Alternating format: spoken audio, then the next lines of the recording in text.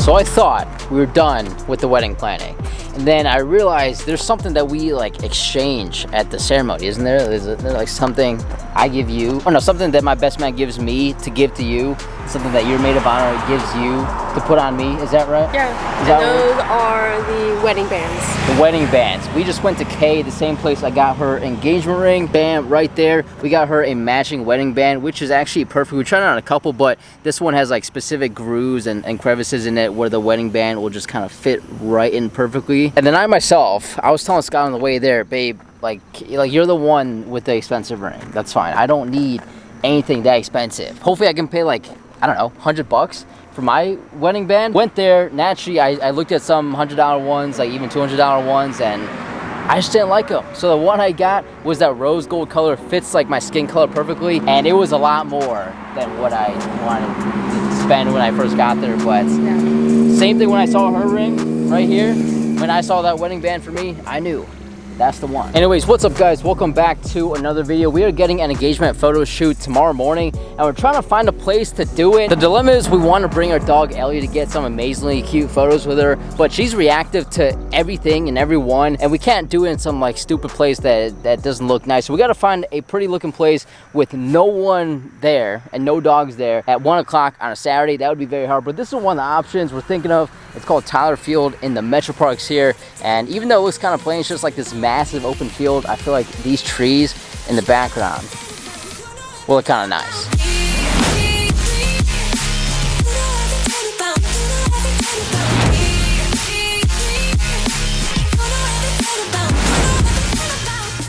So as I do in every single video, I always like to tie in some life advice to my vlogs, and I don't think I'm like the picture perfect man or person to look up to. I'm not a scholar or anything, but I do think I have some decent advice to share from my own life experiences. So today we're going to talk about mistakes I've made, bad decisions I've made, things I've never learned, stuff I just kind of messed up on over the course of my life. And for some context, I'm 26 right now, and what we can talk about today is both mistakes I think I've made as well as mistakes probably other people think I've made. So let's break this down. Right out of school, when I got my first big boy job, I didn't start investing immediately. I didn't start saving for retirement immediately. It just wasn't on my mind because all I wanted to do fresh out of college is just have fun and experience stuff, and you know that costs money. I did not set up my 401k through my employer immediately, which is an incredibly stupid thing to do because that is literally free money. Most employers will match up to like 3, 4, 5, 6%. 6% is a great match if you can manage 6. Mine was matching 3 or 4%, and I wasn't capitalizing it. That is literally free money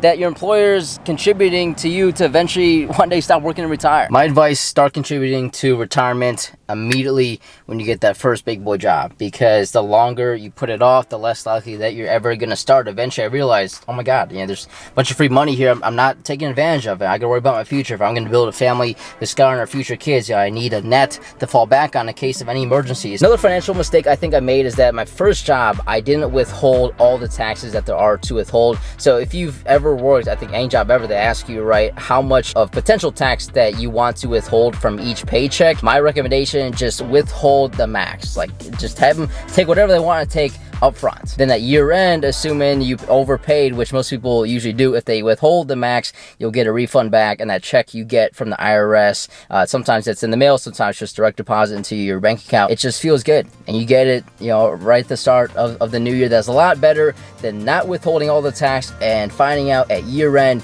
you still owe some money and cutting a check. Here you go, IRS. Feels terrible.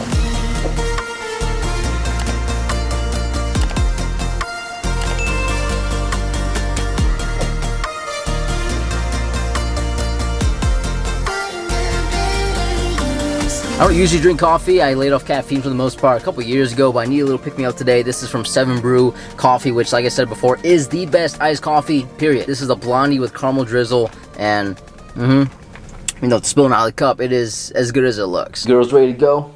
We are ready and we're excited. Fit check. What we got? We have a white dress. Okay. I don't know where, and then we have my famous cowgirl boots that we got in Nashville with I his think brother. I think she's trying to get me to wear cowboy boots on the day of our wedding. I would love that. That it, is not but happening. No, I don't expect him to, because he's not a country. I'm not a boy cowboy like dude. that. I'm not a country dude. I do like country music now because of her, but I can't just like fully make that step. She looks gorgeous though, absolutely beautiful. But Ellie, She looks even prettier. I'm sorry. Ellie looks even prettier than you, babe. Just look at her. Show you to what we got for her. My sister actually got me this for Christmas. It's a bandana and it says, "My humans are getting married." How cute. Ellie, are you gonna be a good girl during the photo shoot? Are you gonna try to eat the face off the photographer? Are you, Ellie? She's like, I do whatever I want, Dad.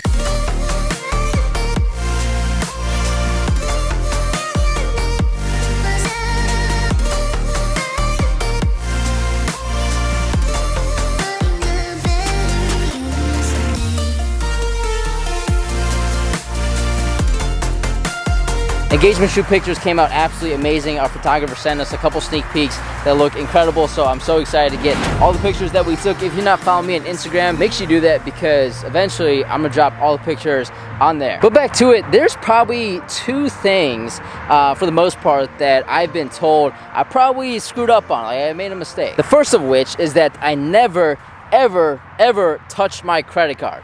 Ever. I do have a credit card in general, only because one of the apartments I was living in Atlanta required we all get this one specific MasterCard to pay the rent. That is the only reason I have a credit card in general. I literally never touch it. Everything I do is with my debit card. I pay in straight up cash. That's what a debit card is. It's straight up cash. I just find a serious issue with the whole credit problem and the debt problem in this country. If you look up like the average consumer debt, it's like $20,000 on credit cards, which is insane. So I personally just love using my debit card so I know exactly how much I'm spending, when I'm spending it, and I don't overspend and worry about it later, paying it back, you know, plus some because of the interest. But I've been told by a lot of people you need a credit card. Helps you build credit in case of any emergencies. You can swipe your credit card and you'll worry about it later if it's some massive bill. You can stack up points which you can use on vacations. I get the perks of credit cards. I personally have like a huge issue with the whole credit card system. I think it's all messed up. I think people spend way more than they can afford. Most people, of course, if you have a credit card and you're a decent person with a good head and shoulders, you can obviously not overspend if you're not an idiot. But I just use my debit card. I have in the back of my phone right here, and I never touch my credit card because I think it's better just to play around with straight cash. Another mistake that some people on YouTube told me actually was when I quit my job 3 years ago now. When I moved to Atlanta, I started with that big accounting firm and quit like 9 or 10 months in because I knew that wasn't for me. I didn't want to be an accountant. And I think like all my friends and my family understood where I was coming from because they know me personally and they saw how much I hated it and wanted to do something else. But there were some comments on YouTube because I made probably 2, 3, 4 videos, you know, during that time when I was going through the process of wanting to do something else. They're like, no, you made a terrible decision quitting that job. You better stay put. You're fresh out of college. You don't know what you're doing yet. You know, don't switch jobs. The market sucks right now. You're gonna get laid off. Whatever. I completely understand it. When I quit my job, I was preaching, if you don't like what you're doing, switch jobs. But I think the market has switched now into 2025, where if you're employed full-time, consider yourself fortunate because the market sucks for a lot of people. I wouldn't have that same advice now just to quit if you don't like what you're doing, because stable income,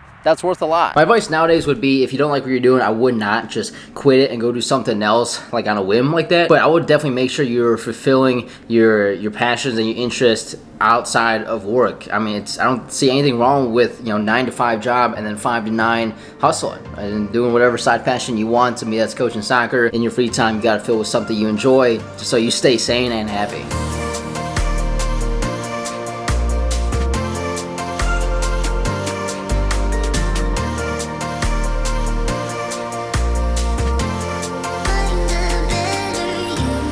Got some sweet drone shots of that sunset over the school that I coach soccer at. Spent a couple hours out there tonight. There's a massive youth tournament going on being hosted at the school, so kind of just got out there and showed my face a little bit. If you watched the ending of last week's video, then you saw that Ellie was not feeling very good. We did take her to the ER. She's just trying to get under the fence because there's geese over there. Dude, this dog is crazy, man. She's trying to get under there. We took her to the ER. She was having like a lot of nausea and diarrhea, including some inside the house. It was nasty. It was a big bill, but fortunately she is feeling better now. She is back to normal. I don't care how much this dog costs. Man, I love her to death. I think the last mistake I've made financially is that I never have really checked my bank statements consistently. I started checking it like more frequently. I noticed I'm getting charged for stuff that I haven't used in such a long time, mostly subscriptions, like to video and stuff. I just realized I still pay for Apple Music, which is, I don't know, it's not that much, like 10, 11 bucks a month or something. I never use Apple Music. I guess I signed up for it